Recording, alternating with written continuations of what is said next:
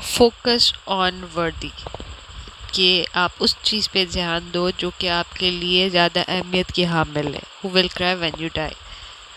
A while ago, a while ago, a FedEx EX package arrived at my office. कि कुछ time पहले, मतलब थोड़ा टाइम पहले, FedEx का एक पार्सल आया मेरे ऑफिस पे. इनसाइड वॉज एन एनवलप, उसके अंदर एक लिफाफा था with a gold seal placed on the fold and my name carefully written on the front. कि वो गोल्ड सील से बंधा हुआ था और जो है मेरा नाम उस पे आगे साफ साफ लिखा हुआ था. I quickly open it and began to read the letter within. मैंने उसे जल्दी से खोला और पढ़ना शुरू कर दिया. It was from the CEO of a major corporation who had picked up my book Leadership Wisdom from the monk who sold his Ferrari at an airport. किसकी तरफ से था? एक कॉरपोरेशन के CEO, मतलब चीफ एग्जीक्यूटिव ऑफिसर्स की तरफ से था. वो उस बंदे ने जो है ना मेरी किताब, मतलब ऑथर की किताब लीडरशिप विजडम, कौन सी, the monk who sold his Ferrari, उठाई थी. While on his way to a business meeting in Europe, जब वो एक बिजनेस मीटिंग पे लिए जा रहा था यूरोप में. He said he was a lifelong student of leadership and was intrigued by the title which had brought a smile on his face. कि उसने कहा कि वो जो कॉर्पोरेट CEO था कॉरपोरेशन का, तो उसने कहा कि जो है मैं लाइफ लॉन्ग स्टूडेंट, मैं हमेशा से लीडरशिप स्किल्स वगैरह का पढ़ता रहता हूँ, और ये जो टाइटल था ना किताब का, उसने मुझे बड़ा अट्रैक्ट किया, जिसकी वजह से मैंने मेरे चेहरे पे स्माइल भी आ गया और मैंने ये किताब उठा ली. This executive had been under tremendous pressure. ये जो एग्जीक्यूटिव था, मतलब ये जो CEO मोहतरम थे, उन पे बहुत ज़्यादा दबाव था. As the result of his overwhelming demand placed on him, कि वो उस पर बहुत सारे चीज़ों का बोझ था. And was hoping to learn some way to improve his leadership effectiveness, कि वो ढूंढ रहा था कि मैं उम्मीद थी कि मुझे ऐसी कोई चीज़ मिल जाए जिससे मैं अपनी लीडरशिप स्किल्स को, इफेक्टिवनेस को बेहतर कर सकूँ, so that he could spend more time on the things that really matters.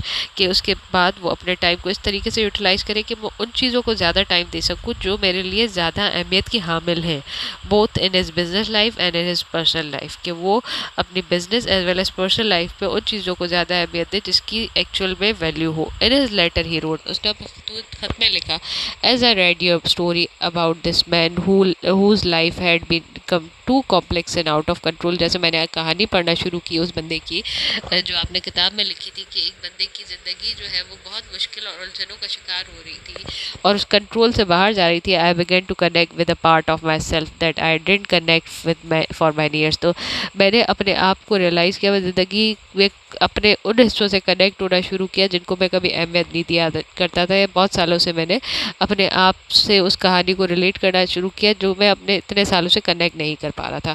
I began to think about the people in my organisation who look to me for guidance and inspiration.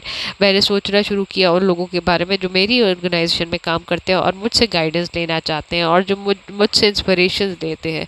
I began to think about my wife who had been begging me to take a vacation for the past 5 year. मैंने अपनी बीवी के बारे में सोचा, बेचारी कब से कह रही कि पिछले 5 सालों से कि वेकेशन पे चलो. And I thought about my children who had watched their father spend the finest year of their youth climbing the imaginary ladder of success. फिर मैं अपने बच्चों के बारे में सोचा, जो कि देख रहे हैं कि हमारा अब्बा जो है वो कामयाबी की सीढ़ियाँ तो चढ़ रहा है पर वो इमेजिनरी है. और किस टाइम पे, जब हमारा यूथ है, जो हमारे यूथ के, जवानी के, या जो हमारे माइंड को पॉलिश करने के टाइम है, तो हमारे अब्बा जो है वो एक कामयाबी की सीढ़ियाँ, जो इमेजिनरी कामयाबी की सीढ़ियाँ, उनको चढ़ने में वो मसरूफ़ और हमें टाइम नहीं देते. I consider myself a strong person, मैं अपने आप को एक मजबूत आदमी समझता था. But as I continue to read your book, I began to sob quietly at the first and then uncontrollably. So much so that the flight attendant rushed over and politely asked, "Is everything was all right?" कि मैं पहले इतना, मुझे दुख हुआ किताब पढ़ते हुए, मैं इतना रोने लगा पहले आराम आराम से, फिर मैं आउट ऑफ कंट्रोल, मतलब बेतहाशा रोने लगा. कि फ़्लाइट अटेंडेंट जो है वो आई और उन्होंने मुझसे आके पूछा कि कोई मसला तो नहीं है आपके साथ, सब कुछ ठीक तो है. द CEO कंटिन्यूड, CEO ने आगे लिखा, the movement was a wake up call for me. कि ये मुझे, मेरा टर्निंग पॉइंट था, उसने मुझे झंझोड़ के रख दिया. An experience that I will carry with me until the day I die. ये एक्सपीरियंस जो मैं अपने साथ रखूँगा तब तक, उस दिन तक जब तक मुझे मौत ना आ जाए. I knew that I had to make some serious changes changes in the way that I was leading and in the way that I was living.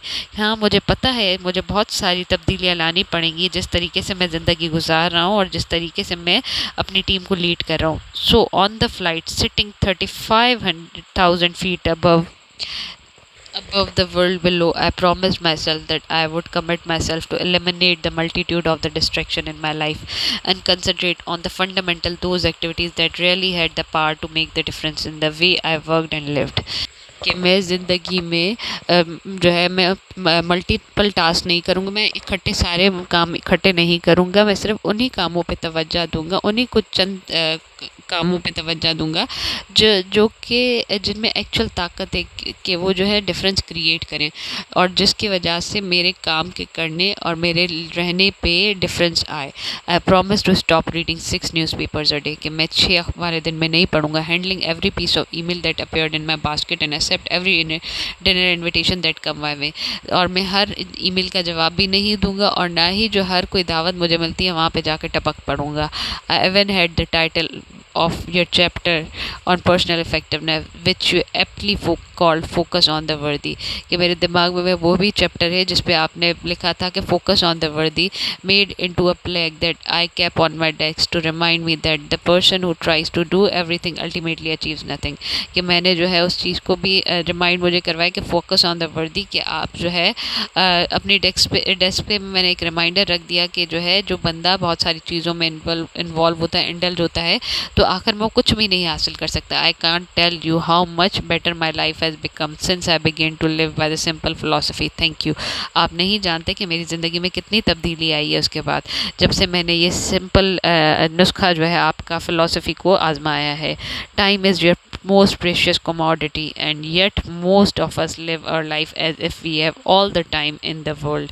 ये टाइम ही जो है उसकी सबसे ज़्यादा प्रेशियस है, सबसे ज़्यादा महंगा है, सबसे ज़्यादा कीमती है और हम जो है इसकी हम कदर नहीं करते. हम ऐसे जी रहे होते हैं कि सारी ज़िंदगी में सारा टाइम हमारे ही पास है. The real secret to get control of your life is to rest a sense of focus in your day. तो सबसे बड़ा सीक्रेट, सबसे बड़ा राज यही है आपकी ज़िंदगी का कि to restore a sense of focus in your day, कि आप अपने दिन पे जो है फोकस करो. दिन का में टाइम कैसे स्पेंड करते हो उसके बारे में सोचो. The real secret to get the thing done is knowing what things need to be left undone.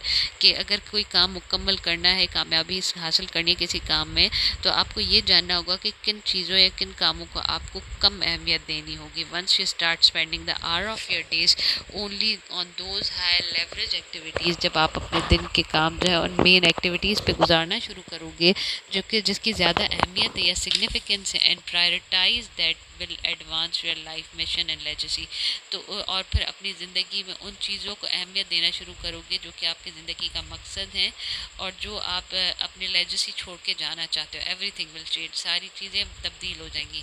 Many of the histories greatest thinker has arrived at the same conclusion, कि जो history में बहुत सारे जो थिंकर्स रहे हैं उनका भी यही नज़रिया है. The sage Confucius put in this way, उन्होंने कैसे कहा है, the people who chases two rabbit catches neither, कि दो बंदा दो खरगोशों के पीछे भागेगा वो उसको कुछ भी नहीं मिलता, मतलब दो कश्तियों का सवार कहीं का नहीं रहता. While the Roman philosopher Marcus Aurelius said, "Let thine occupations be few if thou wouldest lead a tranquil life." अगर आप चाहते हो कि आपकी ज़िंदगी पुरसुकून हो तो आप कम जो है कामों में इंडल्ज हो. मैनेजमेंट गुरु Peter Drucker made the point of wisdom in yet another way when he road.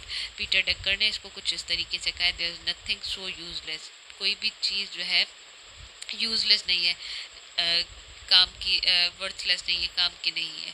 As doing efficiently that which should not be done at all, कि कोई भी चीज़ जो है वो नाकाम यूजलेस है. There is nothing so useless, कोई भी चीज़ यूजलेस नहीं है. एज डूइंग एफिशिएंटली, कि अगर आप उसे एफिशिएंटली करो. That which should not be done at all, जिसको वैसे होना ही नहीं चाहिए था.